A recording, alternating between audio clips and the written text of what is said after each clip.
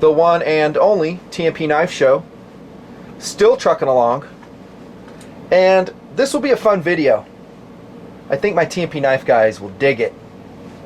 That's because in this tabletop review of another large fixed blade knife, or better said, knives, I will along the way compare and contrast what I will call New World technology, you know where this is going, right, against Old World technology.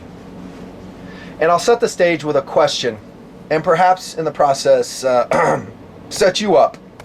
So here it comes, and I'm going to use the still outstanding Hall of Famer cold steel Gurkha Kukri fixed blade as an example.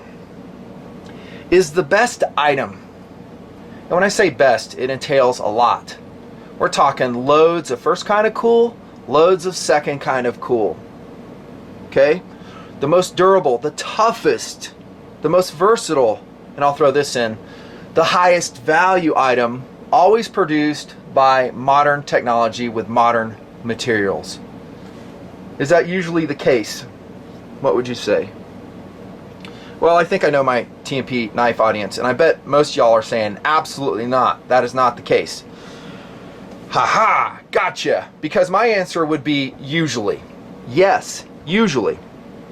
What do you talk about, Nuttin? Well, you know the knife I'm going to review here. We'll get to that in just a second. But let's take a look at this knife. This is a result of modern manufacturing. The cold steel Gurkha Kukri. SK5 steel, Hall of Famer, chops great, it's durable, it's cool. Pretty much has everything I discussed. Remember what I said at the end though. Highest value. If this knife was handmade, it would be much more expensive. What modern manufacturing does is it establishes a level, and I'm assuming quality control is good, at whatever knife, whatever factory, gun factory, knife factory you want to put down, it doesn't matter. It establishes a repeatable quality level year after year. And it also establishes economies of scale. So this knife costs, I don't know, $185 versus $250. So my answer to the question is the best item usually produced by modern manufacturing. My answer is going to be yes. And we're looking at blades here, but we could put guns on the table, we could put multi-tools, everything. That is not to say, however, that new technology, new world technology, is always better. If we were to extract the high value portion of that question, then I would think the answer should change. Then the answer should be no. In other words, if we're willing to pay some more money in most situations, and we get a handmade item from someone who knows what they are doing from quality materials, it's going to equal this blade, if not surpass the performance of this blade. Welcome to my tabletop review of just such a knife. Here it comes. The Himalayan Imports Nepalese produced Kukri. A by request video from TMP Knife Nation. Testing is complete, and this knife is very impressive. And here's the funky part, and it is truly funky. Okay, so the cold steel Kukri is made in a modern facility, modern methods, water jet cutting out of the blanks, maybe a little bit of hand finishing, mostly machine operation, CNC controlled. What results is, of course, a very formidable weapon and woods tool. We've talked about it in that review. Craton handle, has a modern plastic sheath. It has a reasonable carry weight, which we will visit again before the video ends. It's a great knife. This knife was made by a dude on probably a dirt floor in Nepal wearing sandals. And it was forged out of a truck spring from Mercedes, i.e. 5160 steel, which, as we've established here in Knife Nation, is excellent. The Buck Hoodlum has 5160. The Dan Maragni from Ontario features 5160. It's a tough steel. This knife and all the others in the lineup are just as good, if not better, than that one. And they're produced by very old world technology. Told you it's going to be a fun video. So there's your answer. It really depends. If you take cost out of the equation, this is more, then, you know, I would think it's probably even better than a modern produced kukri. Okay, and that will lead us to philosophy of use. Actually, before I jump into POU, which will be interesting, I think, let me introduce which knife this is. This is actually a Himalayan Imports M443 is what it's called. It cost us $215 there. I'll just throw that out. A little bit more than that knife. It's an updated version, I believe, of the Mark II, which was a World War II service kukri with the Nepalese and the British. If my facts are straight. No, I'm not a Nepalese kukri expert. There's guys that will dedicate their whole life to it. All the history, all the stuff, I'll broad stroke the history and roll it into philosophy of use as it's applicable. This is an M43 though, and it is one of my top recommended in the Himalayan Imports lineup. Now, along the way, I recommend you go to their website. I will list it at the top. Check out their other kukri blades. And I'm going to do my best to pronounce these. The Chitlangi, the World War II kukri. That's a whole different design. It's not the M43. It's more traditional. They have one called the British Army. Another one, I think if I wrote it down right, the Dan Kuda, cool blade.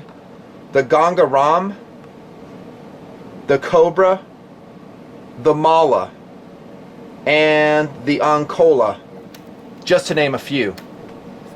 If you're interested in this blade, and I suspect after watching this video, you're going to want one, maybe two, for the POUs we'll discuss. Just spend some time on the website researching it and pick your favorite flavor. I suspect they're all outstanding. I mean, really outstanding, these blades. Like I've said, our testing is complete and we have hard whacked this thing. And I guess I'll jump into POU now. Whatevs. Wilderness blade.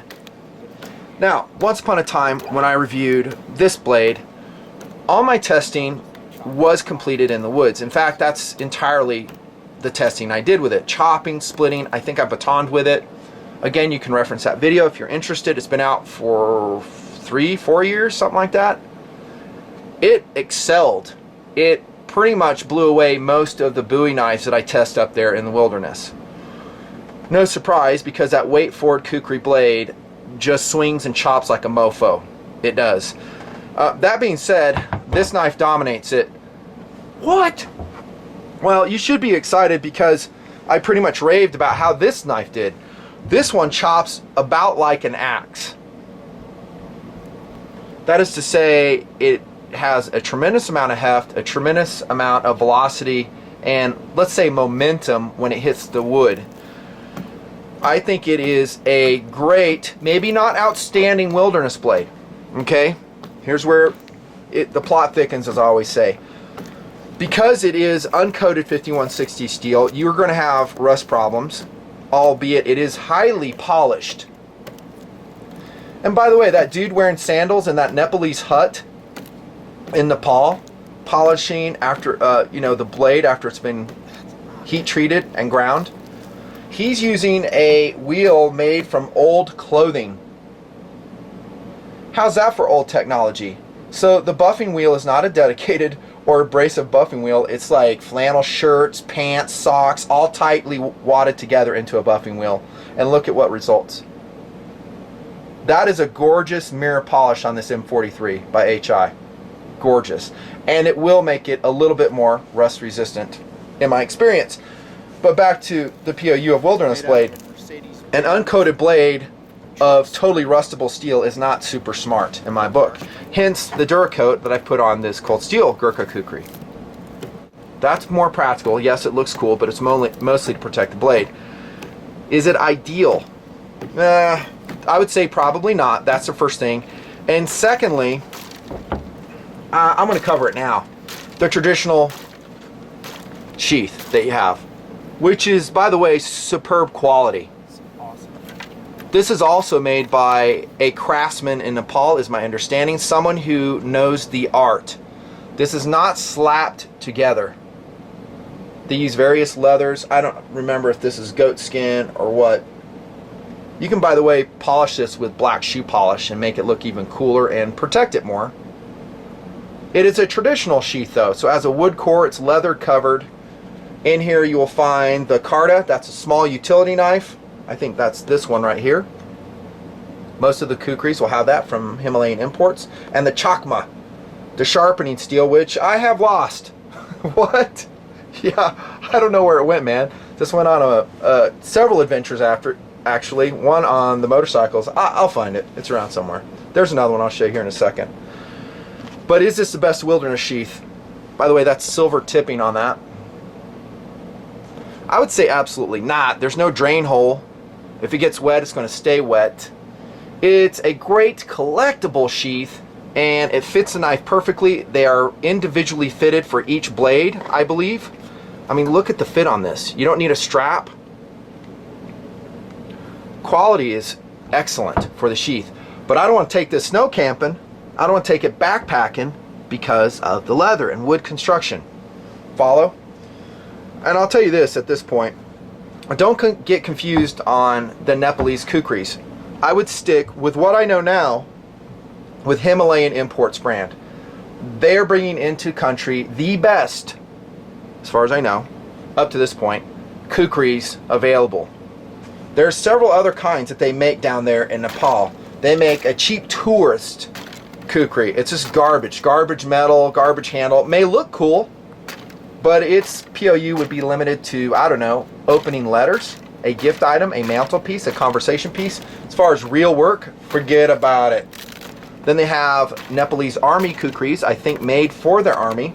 They're different than the ones you're seeing here.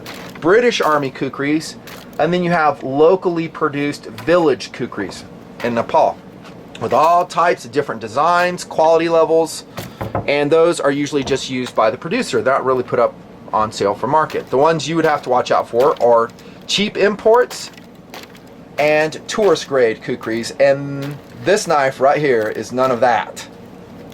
It is a performer. Back to woodscraft. Wilderness POU. Another reason I would probably hesitate using it is the traditional handle materials. Okay, and let's just concentrate on what we're talking about. Let's say chopping down a tree. Now, wrapped, I have this handle with athletic tape because this is actually highly polished, I believe, buffalo horn. And I'm not going to take the tape off. You can see it right here. It's really good looking. Contrasts with the silver bolster just perfectly. It's cool. It is not, however, first kind of cool. Functional. My hand was slipping as I'm doing the chopping up there out in the desert. Yeah, it went to desert and mountain for the testing phase. And something had to be done. There's no lanyard hole either, even though it's flared out. So I wrapped it. For those reasons, I would probably not go on and on about what an awesome woods blade it is. Oh yeah, one more. This sucker is heavy, really heavy. And I meant to have my scale on the table. I don't, but here comes the weight right now on the screen. Compared to the weight of the cold steel Gurkha Kukri. Yeah, it's a stout blade. The sucker is 9 millimeters thick, this M43.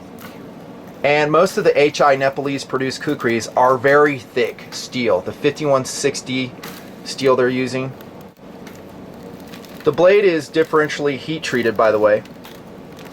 If I'm getting it right, I think it's softer through this area, harder through this cutting belly, softer towards the tip, and softer on the spine, to produce a blade that can take tremendous amounts of shock, proven in my own testing, by the way, without breaking. Another advantage, again, of the 5160 steel. So it's a big blade, it's a thick blade. In the Angola version, it's actually even thicker, 9/16 inch thick. That's 13 millimeters. And yes, that's a lot thicker than the cold steel Kukri. Firepower versus mobility, right? This is firepower. You want ultimate firepower in a Gurkha Kukri? Dude, go HI, Nepalese Kukri. Take your favorite flavor, and it will chop and hack with the best of them. But what I was driving at is because it's so thick and strong, it's heavier. That's not a blade that I will carry backpacking my mileage. If you're just jumping out of the truck, going on a picnic and dicking around, I'd say rock on. It is interesting to note, however, the Nepalese army in service with the British in World War II, and perhaps some other conflicts, were never seen without their kukris. And they were just as thick as this. Again, go look at all the different models that HI has. Maybe the World War II model, a good representation. The British Army model. That's what those guys, which, if my memory serves, were not huge in stature, that's what they're taking along. And those suckers, I swear, man, every time they would charge, their kukris, can't talk, are drawn. They're running towards the enemy with this pointed at them and maybe a pistol. Gotta respect it, man. They somehow carried it along. So, I don't know. Firepower versus mobility, you make the decision. I think a primary philosophy of use for this knife, and we're going to leave the wilderness blade for now, is collectible. To me, a good collectible is one that is completely serviceable. And I'll give you an example. Let's say you go into a dude's office, okay? And on the wall you look, and he has in a red velvet case, and this has always been a fantasy of mine, by the way, a picture of a U.S. Navy SEAL emerging from the water with a Traeger rebreather, and he's carrying an MP5 SD. And next to that picture, with a polished brass plaque, is an actual MP5 SD. And imagine it's not a, recreation. It's not a model. It's a functioning, fully automatic, 3-round burst, if you will, MP5 SD. To me, that's ultimate cool. You walk in, he's like, oh, that's sick. It's like, yeah, dude, it's functional too. You follow? That's these Kukris. They look and perform the way the Kukri has historically performed in modern and perhaps even ancient combat. To me, that's cool. That's a collectible piece. And because there's so many different varieties, you can go, again, pick your favorite flavor, just enjoy fondling and discussing the blade, educating people about the blade and its amazing history. By the way, there's lots of online sources to read about its history, many of which are right there on the HI, that is Himalayan Imports website. Check it out. Now, you might be thinking, hey, that's cool, man, M43, what about all the others? Okay, you mean like this? The one I just talked about? No. The Garud Ang Kola, hope I'm saying that right. This is more expensive. It's about $245, and this is the Mama Jamma thickness I was talking about. Dang, son, look at that. So where's that cold steel? Oh my gosh. This is like junior high compared to this. This is like graduate level, junior high. I'm kind of kidding around. I still love this. Definitely lighter, easier to pack. This is a great woods kukri. But if you're talking about ultimate chopping capability, right here, dude. Right here. And check the handle out on this. I know you're checking it out already. Hand carved, by the way, by another craftsman. So again, and I can't hammer this point home enough, the blade is produced by a bladesmith who has been trained in the art of making these blades. This isn't just some dude that just says, hey, I'm going to make me a knife. No. It is a craft that is handed down generation to generation, and they have to check out in the process and be certified, I think, in their village before they're allowed to make a Himalayan Imports level quality kukri. That's cool. Same with the handle. This is another craftsman that carves this by hand. What is that, like a bird? A bird dragon or something? It's pretty sick. That's gorgeous. And I would say functional. I wouldn't take this knife out in the woods again, because do you really want to thump on this knife? No. We're talking about collectability, and this is an impressive blade. If you have some visitors come over who are enlightened, i.e. they're cool, and do not subscribe to the protectionist brainwashing, show them this knife. Say, dude, check this out. If he is not impressed, he is a doofus. Says me. This is an impressive blade. I wish you were here to hold both these blades and balance them in your hand. And you would know exactly what I'm talking about. And then while he's holding it, again, you go into, well, let's go into it now. The martial history of the Kukri blade. Now, I got to tell you, I don't really get into reviewing this portion of any blade. I don't really like concentrating on, hey, this knife is used to, well, let's be honest, hack into bad guys or the enemy. It's not pleasant. I don't like thinking about it. I don't want it to ever happen on any level. I never want to do it. I never want you to do it. But as part of the blade's history and as an honest reviewer, I got to talk about it. You know, those Nepalese, they're not carrying this to be cool. They're carrying it to lop the arms off the enemy. And both of these would do that readily. No question. I mean, look at the momentum this thing produces when you swing it. I've said that about some other kukris, like the cold steel. It could do it as well. This, much easier. It is the chopper ultimate. Most of the kukris you'd order. And by the way, when you get on the website, you'll see they are available in various sizes. I would think very carefully about what size you get. So the M43 at the top and the Angkola, that's ANGKHOLA on the bottom.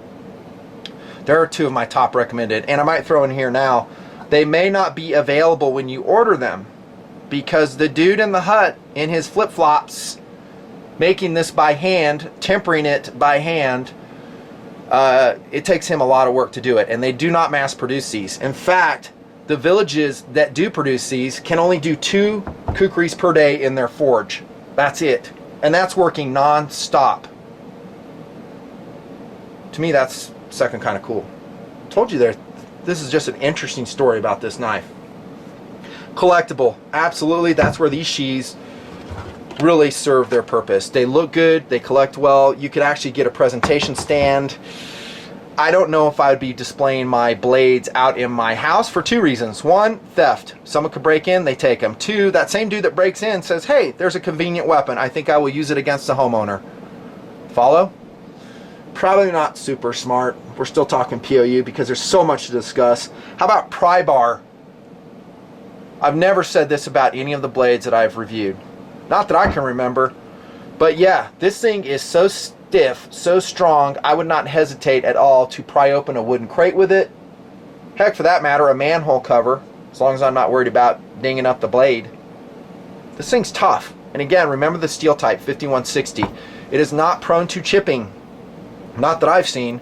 The differential tempering they do on these blades, very effective. They can do a lot of torsional stress. No, I didn't test it to failure, nor will I ever do that. But testing what I have to this point, I think these knives are tough. Really tough. Finally, POU, defensive knife. I might surprise you and say perhaps this is a better option. Why? Because these are so heavy, I think you're going to lose more mobility getting them into action. That being said, once these blades are in action, look out. Bad guy. Look out. Absolutely, they could be used for that. I would never want to be the wielder of such a blade in a self-defense situation and then go to court trying to explain my actions. It just wouldn't play well. Take it from me. It would not play well. Hey man, someone broke in your house and you chopped his head off. What up? Well, you know, this was at hand. That's just a societal moray we have. They don't dig it. That's why in these movies you never see realistic blade use.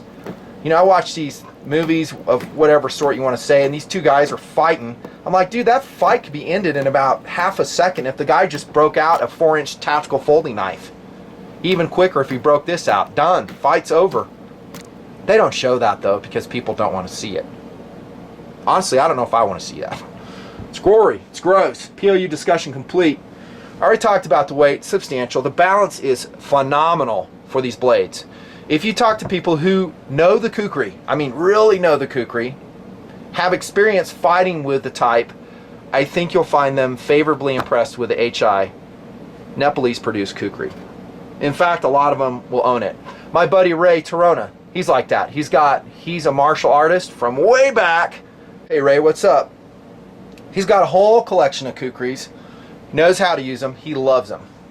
In fact, he's the one that put the bug in my ear, along with you guys. Said, hey dude, you gotta review the HI Kukris. Message received, here I am doing it.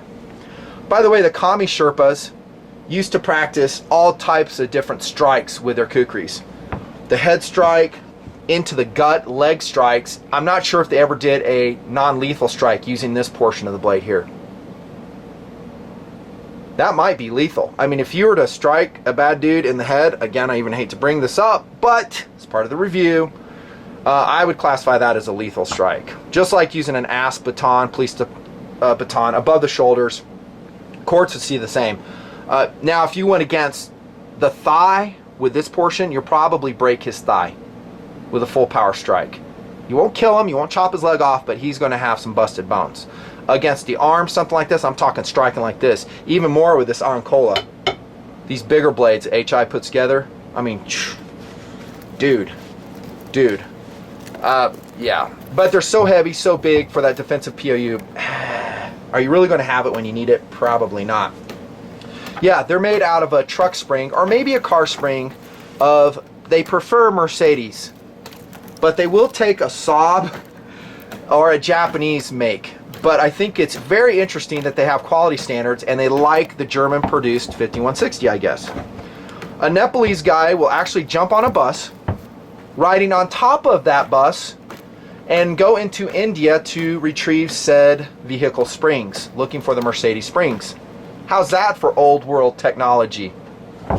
Not flown in blanks and water jet cut, no. It's brought back on a freaking bus with chickens in it and probably another 100 people. Brings his steel back to the village, and lo and behold, the process begins to create these beautiful and very functional knives from a truck spring. Zone tempering, very cool. I just love the Kukri shape, you know that. This huge belly right here just chops like a mofo. This is a convex ground one, by the way, in case you're wondering. I don't know if I mentioned that. You can see where the relief edge begins. Pretty much flat from this portion. Resharpening them, you can see the wear and tear on this blade that we've put on it. Resharpening them is going to be a pain in the butt. I'm not going to lie about it. Convex edges are tougher to sharpen. You cannot use a consistent angle sharpener like the EPA.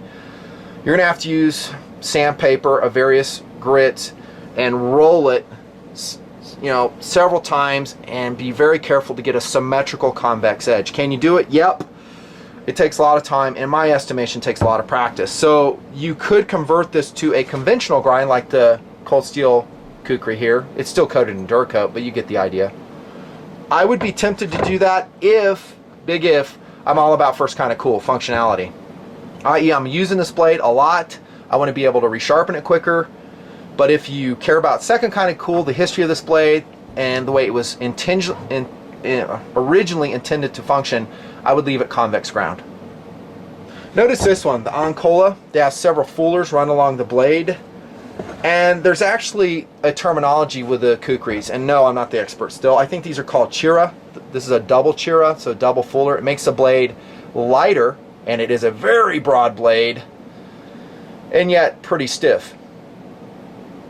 I would love to see the forging process, how they did this, in those very austere circumstances in Nepal. To me, that's what makes this such a cool collectible, a cool conversation piece, that this is produced with such ancient technology, and yet what results is a blade that will stack up against the best the modern world has to offer, in my estimation. I love the blade steel. I am actually much more impressed with it than I thought I would be, and that only came after working this blade hardcore. My son, Tactical Doodle, and myself were on the motorcycles, the V-Stroms, coming down a mountain road, and this was completely organic. We didn't mean it for it to happen. 2 trees had fallen across the road, and I did not have the backpacking saw with me. I had this though, and we were actually going out to test this blade. And I'm like, what the hell, man? Let's chop these trees in half. And a lot of the footage you're seeing is when we did that process with the M43. Is it the most energy efficient and smartest way to chop through a log? No, it's not. I only do it for the test, and I'm probably going to be doing it less often. Why? Because my tendon in my right arm is jacked up from a military injury, and every time I do it, I'm in pain for the following week. I don't know if I ever told you that. Yeah, I've got like a partially torn tendon from the Air Force. Long story. But I did it, sucked it up. 2 hands is probably my preferred way of using this. These freaking Nepalese Kukris. And it went through that tree like nobody's business. I'm still not going to criticize the cold steel Gurkha Kukri, because that was about the same in chopping performance, not because of its mass or its weight, but because its grind is a little bit more precise. This is a little bit more obtuse, it's thicker, and so it seemed like it would chip out the wood. It needed a little bit more force just with the grind that was on there. You know, that's just my preliminary observation. But look at how long that handle is on the M43. This is why I love it so much. So in a two-hand grip, I have full wrap on that one right there, and then I can come around to the bottom portion. It's flared out between my fingers. That is a lot of traction. No lanyard hole, but does it really matter? Nope. Here's a look at the hilt. Yes, they are full tang, as you can imagine. They're not really broad though. It's kind of a rat tail tang that comes through here, but it's really thick. And then they peen it over and solder it, I think, on the butt cap here. There's that buffalo horn again. We're talking about the handles, I guess. You can choose between the buffalo horn, and my friend Ray, by the way, says that his has cracked. So the horn actually can be treated with like hoof guard, meant for livestock. If you keep it in a really dry area, over time you might have cracking problems. It's a traditional material and it's put on in a traditional way. Namely, they come out with their own epoxy, which is actually pretty amazing to me. I wrote it down somewhere here what type of epoxy they make. It is natural epoxy made from tree gum. There it is. And it works and it lasts, according to longtime users of Kukris. Pretty awesome. Silver appointments, I think real silver appointments, which is a plus. Choose your favorite handle. Which one would you like nutting between these two? Equal. If I'm ever going to go out in the woods and think that I might want to just play around with my Kukri, I'd probably go maybe a wood handle shaped like this, so you can get the same shaped handle in wood, or the horn, and wrap it like this to protect it from scratches and stuff and get more traction. There you go. We talked about the sheath already. And here is the Ancola sheath. This is a sharpening steel, and I didn't try these. Do they work? I'm sure the Nepalese know how to use these really good, but it's such a tiny piece of steel. All you're going to do is refine the edge with them. You're not going to reprofile it with it. Just touch up steel. Steel against steel, that's been used for ages to bring the edge out. This could probably be helpful. The Carta, the small utility knife. Same steel. This is a wood handled version right here. Watch it, they will rust. All of this will rust if you're not careful. What a freaking cool blade. How about competitive options? Well, I think we've discussed that pretty thoroughly. The cold steel Kukris out there. It is a modern Kukri produced in a factory. Blah, blah, blah, all the stuff I've talked about. The sheath dominates in the cold steel version if you're going to get serious with your knife. If I was going to carry a Kukri for martial purposes, I would carry this one. Not because it's more capable, but because it's, TMPers? That's correct, it's lighter. So I'm more apt to have it on hand. By the way, check this out. This is that super sweet sheath I found out from Chestnut Ridge Knife Company for the Ontario Kukri I just reviewed. And in that video I was like, man, I don't know if they make a sheath, and lo and behold, they do. That's like a $60 Kukri. We're talking competitive options here. Modern manufacturing. Good steel, the Ontario Kukri. Totally worth it. Does it have the chopping performance of this or that or that? No. It can't. It's too thin, too lightweight. It does, however, have the forward belly. It can, in a defensive POU, be extremely deadly, as you can imagine. And then there's all types of other low-quality Kukris that can fool an unknowledgeable buyer. Buyer beware. Stay away from the tourist Kukris. And there's all types that are vended, i.e. sold, in catalogs like Smoky Mountain Knife Works, something like that. I've thumbed through there. Price is a good indicator, dudes. I mean, that's kind of a common sense thing. If your Kukri in that catalog is costing $29, do you really think it is made in a forge in Nepal, zone tempered by a craftsman who's been doing it for 2 decades? It's going to be garbage steel, will not be able to hold an edge, the handle will probably come flying off. You'll be sorely disappointed if and when you actually hard use the knife. Says me. Every time you buy one of these, by the way, you are supporting a village who is working their butts off to produce quality, old world craftsmanship, durable goods. I think that's pretty cool. It goes to the Nepalese, who obviously have a work ethic that is to be commended. Well done. Totally worth the money.